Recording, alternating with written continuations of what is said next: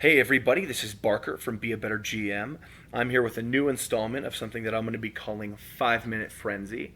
Very basically, if I have an idea pop into my head and I want to share it with you right away, and I don't want to ruminate on it for a few months to make it into a video that's tailored the way I want it, then I'm just going to pull out this phone and I'm just going to record it. It's going to be about 5 minutes in length, and I'm just going to post it on YouTube, okay? And maybe that'll alleviate some of the time you guys got to wait between the larger videos. But either way, it helps me to share my more menial, trivial ideas to the YouTube community, to you guys, instead of having to pack them into one big video. So this first one is going to be called Dog on a Leash. Ooh. Okay, so Dog on a Leash is this. And the best way to actually describe it is to describe what it's not first. So let's talk about an adventure idea that actually could use a little help in the making. Okay, here we go. Your characters are hired to investigate an evil wizard living in his tower. And he lives in the forest. Ooh, and then your characters go and they investigate him, and he puts up a fight, and they kill him, and boom, mission accomplished. You get paid. You're heroes. Yay! Everybody loves you. That's usually the campaign that we see. But what we want is something a little bit different. Okay, Dog on a Leash will help you as a GM to keep your cards a little closer to your chest. Because if you hire your characters to investigate an evil wizard in a tower, you're pretty much giving up your hand. Okay, this is what I have. This is the plot, and you guys got to go take care of it for a reward. A reward. Instead, here's an example of something. Excuse me. Your characters are hired to investigate a series of vicious livestock murders, in a way. Some livestock has been killed very viciously. I mean, we're talking throats ripped out, dismembered by some sort of beast. This has never happened before. They believe, since it's happening on the west side of town, and that's kind of, a half a mile from where the forest starts, that this creature must be coming out of the forest. And the farmer might have had a sighting and said it's a huge beast of a dog, and so the characters set off to investigate this huge dog that's been killing livestock for the reward.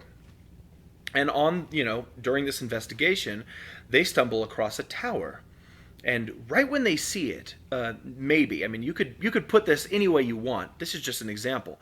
Right when they see the tower, they see a wizard leave the tower holding a leash. And on the other end of the leash is this huge dog.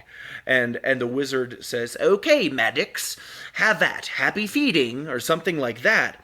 Kind of a way to, send the dog off to have its dinner. What the wizard doesn't realize is that the dog's been going to this town eating off of the livestock.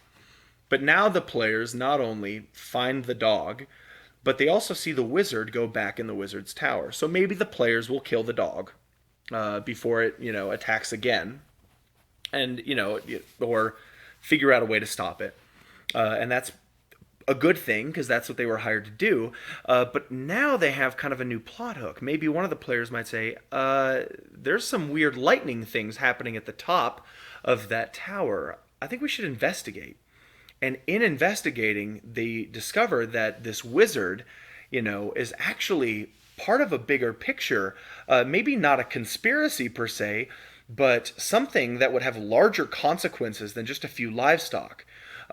Maybe this wizard is trying to make an extra buck by having a nearby town that's further west, maybe closer to the tower, be afraid of some storms that are on the horizon. So they're to make, let's say, the town watch a little more bolstered, give a little more power to the captain of the watch, who has been secretly paying this wizard to keep people afraid. So he gets a little more power, almost like a Batman Begins. Sadly, kind of a more real world concept than anything else.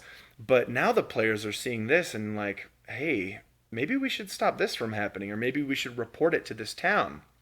What you've just done is you have allowed them to defeat this wizard and then move on to a new plot without ever giving your hand away, okay? There wasn't a point, there wouldn't be a point in this game where your players felt that they weren't capable of discovering something. Too often, GMs give away the story. So the players aren't discovering anything, they're just rolling dice. Sometimes, though, actually oftentimes, it's difficult to come up with a way for our players to not have to feel that way.